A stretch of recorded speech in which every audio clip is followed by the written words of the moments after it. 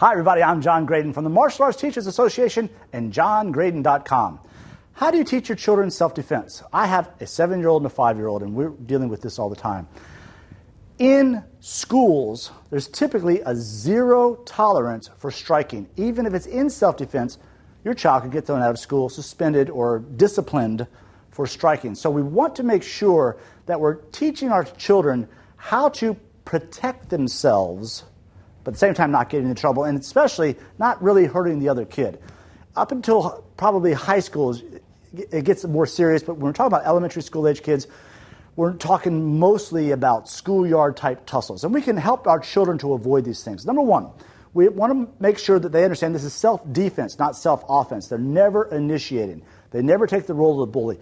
I want to help them understand the damage of teasing and make sure that they're never participating in that. Number two, top of the list, you have to have an attitude that nobody touches me without my permission. Nobody touches me without my permission. We want to instill that sense of self-worth into your children.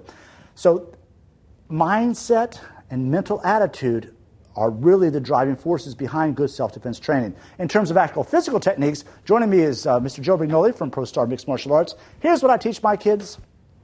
I could teach them how to knock the kid out with one blow. But what I want to do is help my child to get out of the situation as quick as possible. So whenever he's grabbed, I teach him to ask himself 2 quick questions. One, just grab my shoulder, please. What targets are available to me? And I'm teaching my child what parts of the body are more sensitive. It's interesting.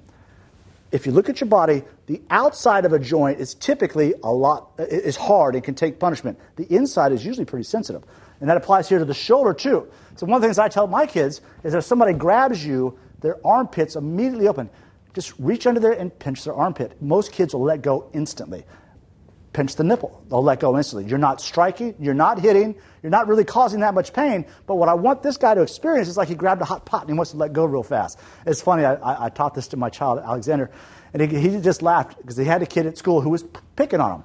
And I said, just reach under and pinch him under the armpit. And he goes, no, Daddy, I'll tickle him. He'll let go. Because he said, that's the kind of nature I want out of my child. I want him not to be interested in hurting people. I want him to be interested in protecting himself because nobody touches him without his permission. So the 2 questions I'm going to ask, what targets are available, and then what weapons are available? And typically your hands are free and your legs are free. So that's my ideas on teaching self-defense to children. I'm John Graydon. Thank you very much. I hope that helps.